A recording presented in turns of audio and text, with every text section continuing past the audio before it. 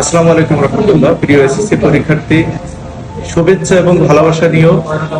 আমি জানি তোমরা খুব একটা উত্তেজনা মুহূর্ত বা একটা খুব ভয়ের মধ্যে তোমাদের অনেকে পার করছো, সময় পার করছো। একজন শিক্ষক হিসাবে আমি বলবো এই সময়টায় তোমরা চারটে জিনিস অবশ্যই পালন করবে।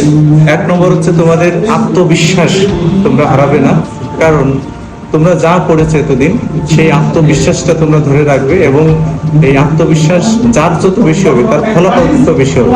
দুই নম্বর হচ্ছে আপনার পরিকল্পনা করতে হবে যে সময়টাকে কিভাবে তুমি ভাগ করবে পরীক্ষার হলে এবং কত সময় কোন প্রশ্নের উত্তর দিবে, এই বিষয়টা তোমার আগে থেকে তুমি চিন্তা ভাবনা করে নেবে। আরেকটা বিষয় হচ্ছে তুমি রিভিশন নতুন করে কোনো কিছু করবে একদম রিভিশনটা যা পড়েছে এতদিন পরীক্ষার আগে তোমার কাজ হবে সেটা ভালোভাবে রিভিশন দেওয়া। আর হচ্ছে গুরুত্বপূর্ণ একটা বিষয় হচ্ছে অনেকে অসুস্থ হয়ে যায়, তো এই সময়টা স্বাস্থ্যের প্রতি খুব যত্নশীল হওয়া উচিত। তো এই চারটে জিনিস তোমরা যদি পালন করো তাহলে আমার মনে হয় তোমরা ভালো রেজাল্ট করবে।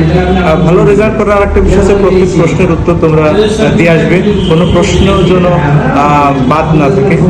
চেষ্টা করবে যে সময় ব্যবস্থাপনা করার মাধ্যমে তোমরা খুব অল্প করে লিখলেও সব প্রশ্নের উত্তর তোমরা দিয়ে আসার চেষ্টা করবে। সবাই ভালো থাকবে, সবার পরীক্ষা ভালো হোক এবং আগামীতে তোমরা আরো ভালো তোমাদের